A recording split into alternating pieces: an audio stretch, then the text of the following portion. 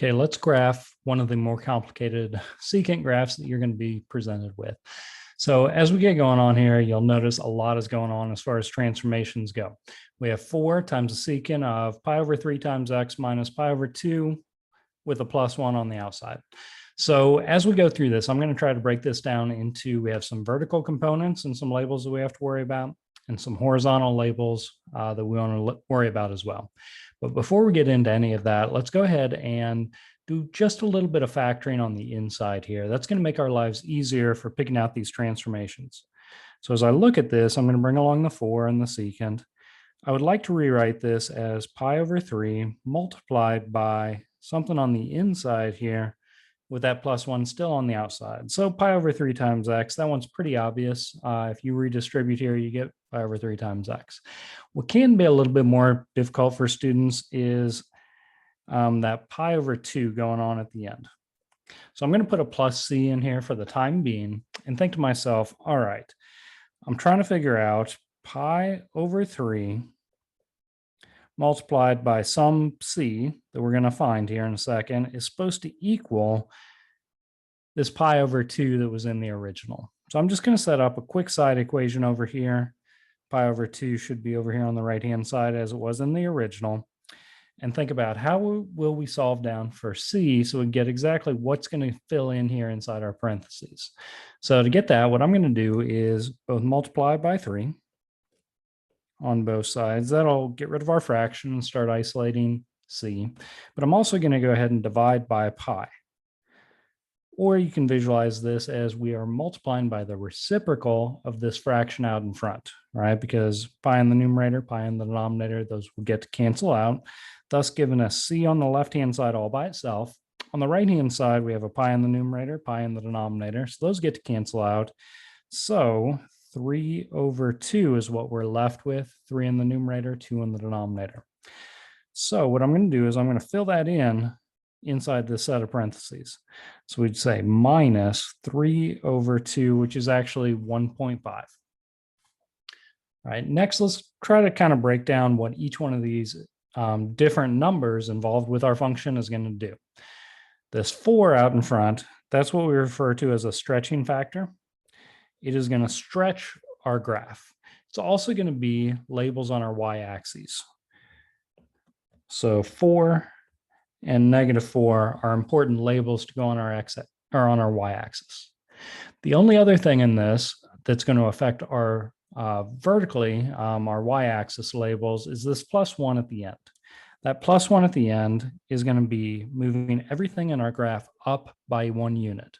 So these labels that we have going on over here, what I'm going to do is go ahead and add 1 to each one of those and get new labels on our y-axis. When I add 1, 4 plus 1 makes 5. Add 1 to -4, -4 plus 1 makes -3. These are going to be the final labels on my y-axis. All right. What's going to affect our x-axis is what's on the inside here. All right. That multiple, the pi over 3, that affects our period. So normally what happens is the period of sine, cosine, secant, and cosecant is normally just 2 pi. But that multiple on the inside, what I'm going to do is divide by that, 2 pi divided by pi over 3. And this calculation will allow us to figure out our period for our new function that we're trying to graph. So to simplify this down, I'm going to copy down the 2 pi and multiply by the reciprocal of pi over 3. So 3 over pi. All right, that'll allow us to cancel out these pi's, and then we're left with 2 times 3 makes 6 for our period, meaning it'll take 6 units before this starts repeating itself. All right, I'm going to go ahead and label this top number line here, saying we start at 0 and we end at 6. And then I also want a middle value here is going to be 3. And then in between 0 and 3, I'll take another value here, which is 1.5. And between 3 and 6, 4.5 works out evenly in between these two. You may be saying that's a lot of labels to keep track of. Remember, it's between 0 and whatever we just computed for the period, 0 and 6. I did halfway in between is just divide the 6 by 2. The 1.5 is divide 6 by 2. And then to get, it's basically the average. 6 plus 3 is 9 divided by 2 will give you this middle label here. All right. So that takes care of that pi over 3. The only thing we haven't accounted for is the minus 3 over 2. So what that's going to do to this is that's going to be a horizontal shift. Subtracting directly from x kind of works the opposite direction we think it should. This is actually going to move everything right 1.5 units. So what I'm going to do for every one of these labels down here is I'm going to add 1.5 to each of them. So my final labels are going to go as 0 plus 1.5 is 1.5, 6 plus 1.5 is 7.5. The middle label is going to be 4.5. And then each one of these other labels, as I go 1.5 plus 1.5 is going to be 3. 4.5 plus 1.5 is going to make 6 for this label. And it's also worth noting with our secant graph, we're going to get vertical asymptotes at these two labels. All right, initially it would have been at the 1.5 and 4.5, but I just went ahead and circled them here. These are our vertical asymptotes. And with our secant graph, normally it starts up, has a point at the top, then below, and then up above. All right, so let's put this all together and make a very nice graph to go along with this. So let me see, we're going to start at 1.5, labeling the x-axis. Our next label is going to be at 3, 4.5, 6, and 7.5. Our y-axis, I'm going to label 5 and -3. And then we said at 3, we're going to get a vertical asymptote.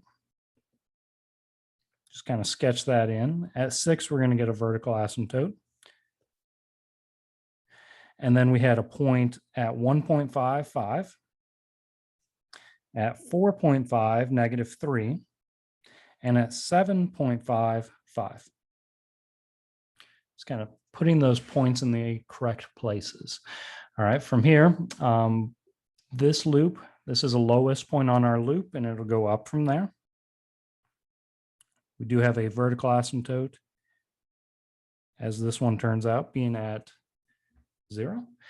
And in fact, I should point out, I don't need to complete this loop. Let's just say that our secant graph starts at 1, or normally it would start at 1. This one starts at 5 and goes up to the right. This next loop is going to go down from here as we approach these vertical asymptotes. And then our last loop is going to finish up by coming in here at 7.5. And this will be a lowest point on our graph, as all we wanted to do here was graph one period of this graph. Okay, so it's good to familiarize yourself with the basic secant graph before you get into these much more complicated ones where you're moving left or right, up and down, as well as stretches and a change in the period as well. Lots going on in this one. Hopefully it helps you as you're working on trying to graph these though. Good luck and keep practicing.